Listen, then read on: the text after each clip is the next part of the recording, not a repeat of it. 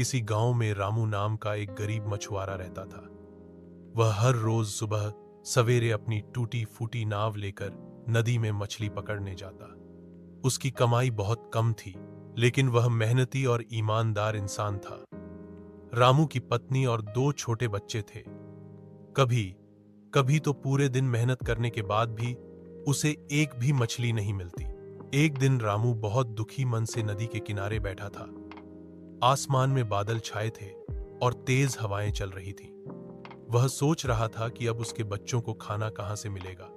तभी उसे पानी में कुछ चमकता हुआ नजर आया। उसने झट से जाल फेंका और जब जाल बाहर निकाला तो उसमें एक सुनहरी मछली थी। मछली ने रामू से कहा, मुझे छोड़ दो, मैं तुम्हारी मदद करूंगी।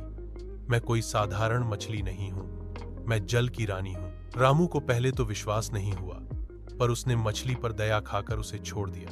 अगले दिन जब रामू नदी पर पहुंचा तो उसने देखा कि उसकी नाव ठीक हो चुकी है और वहां एक नया बड़ा जाल रखा हुआ है। उसने उसे भगवान का चमत्कार समझा और मछली पकड़ने चला गया। उस दिन उसे इतनी मछलियां मिली कि वह बाजार में बेचकर खूब सारा पैसा कमा लाया। अब उसके घर में हर दिन खाना बनता, बच्चे खुश रहते और गरीबी धीरे धीरे दूर हो गई। लेकिन रामू ने कभी घमंड नहीं किया। उसने वही सादा जीवन जिया और जरूरतमंदों की मदद करता रहा।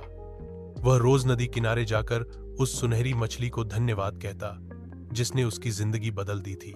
कहानी से सीख: ईमानदारी, दया और मेहनत कभी व्यर्थ नहीं जाती। अगर आप सच्चे दिल से संघर्ष करते हैं तो किस्मत भी एक दिन आपका साथ